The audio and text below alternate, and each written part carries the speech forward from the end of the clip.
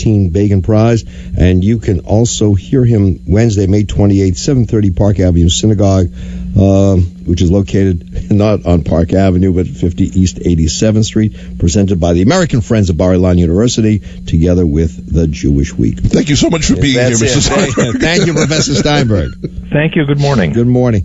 Well, I'm looking how Israel can win the war. We've been asking that question for a long time because it seems we're not winning the PR war. 7 prime ministers, I believe it's 7, could not make peace with the Palestinians, and yet Israel has always faulted.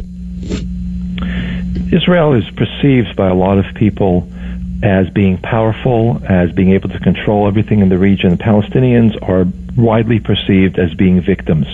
And that's not a very conducive environment for reaching peace. Mm-hmm. Israel's a very small country. Israel's been under attack since 1948. But because Israel has been successful in defending itself, the images are often twisted around completely. There's a lot of money that goes into this PR war, and that's what I'll be talking about on next Wednesday evening at the Park Avenue Synagogue, that there are hundreds of millions of dollars in euros and pounds and krona that promote a lot of propaganda. We hear terms like Israel's guilty of war crimes, and even the really offensive use of the term apartheid, which is being imposed by propagandists on Israel, and you hear it on campuses and elsewhere. There's just a huge amount of money that's going into it, and it sucks in a lot of people who just don't know any different, don't look at the details. So I think that's what I'll be talking about, and I'll be pointing out that we have to both take on the substance of these allegations, but we also have to look at how the whole process is being manipulated by essentially pro-Palestinian Arab League and Muslim countries that are funding these processes, and they end up on U.S. campuses, they end up in newspapers. The results of that are very, very, very painful. So talk about next steps. If we were now to look at this problem, understand it, and realize we have to do a better job, what would we be doing? I think a lot more has to be put into explaining the history and beyond the simple images and the complexities of this conflict. It really has very, very deep roots. It's been going on for a very long time. People tend to start with 1967 and they talk about Israeli occupation. But people don't, and they need to learn that there was a lot of terrorism and violence and warfare going back to the 1920s. Certainly in 1948, there was a two-state solution that the Jews accepted, the Zionists accepted in 1947, and the Arabs completely reject and largely continue to reject. So history is very, very important, the details, getting away from the slogans and getting into more of the details.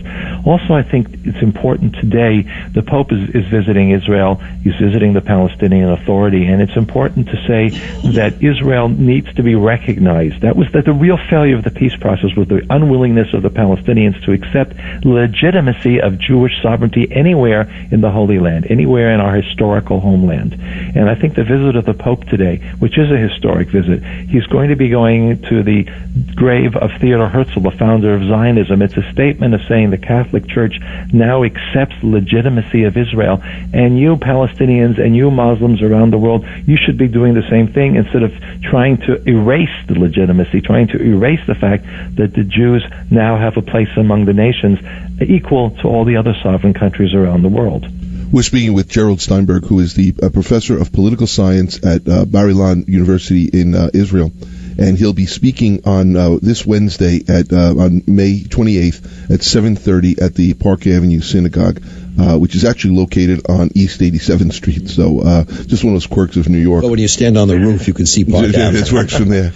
Professor, when you're looking at this and you're looking at PR, here's what I see from my little perch is that you have a very complicated situation, which has been complicated for over 60 years, and trying to get people to understand it.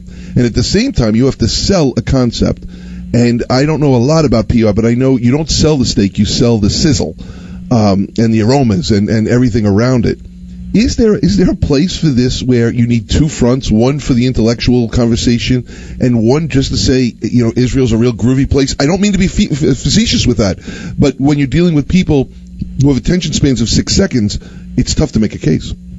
It is, and therefore you got to address different audiences, not just two audiences. There might be 10 different audiences out there, and each one needs to have its own spin its own sizzle, as you put it. And the more sophisticated groups on university campuses, you really have to say, look, human rights groups, groups that say, like Amnesty International, Human Rights Watch, all sorts of other groups that send out speakers that go out and they condemn Israel, they condemn democracies. These aren't really human rights. These aren't really moral organizations.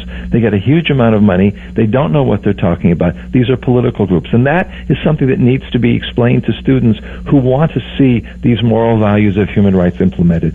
To people who are not on campuses but read the newspapers, may read the Daily News or the New York Post or watch television briefly, you need to have much shorter messaging. And there the sizzle of Israel, there's a high-tech power. Israel is having established itself against all odds and surviving all the attacks that go on.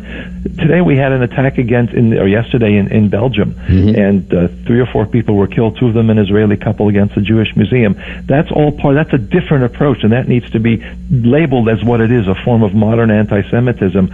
And that's an image that can be presented, and frankly, as Jews, as Israelis, we don't like to advertise ourselves as victims. Sometimes that's the message that gets through. So I agree with you. Really, we have to do much more about fashioning the message to the different audiences. It's definitely not one size fits all. Professor Steinberg, a friend of mine, I mentioned this last week, has said that we made a blunder in our educational process when we emphasized universalism at the expense of particularism. We spoke about repairing the world, and in that, we overlooked our own family, the Jewish family.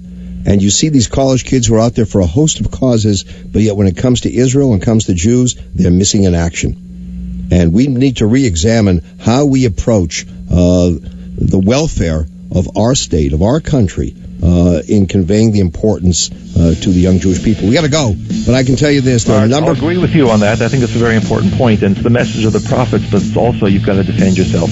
Right. Make that message work. All right, Wednesday, May 28, 7:30. Go to the Park Avenue Synagogue, 50 East 87th. If you haven't heard Gerald Steinberg, you're missing much. He is a great thinker and one who needs to be heard. Have a great day. Thanks, Professor. Thank you. Have a good morning.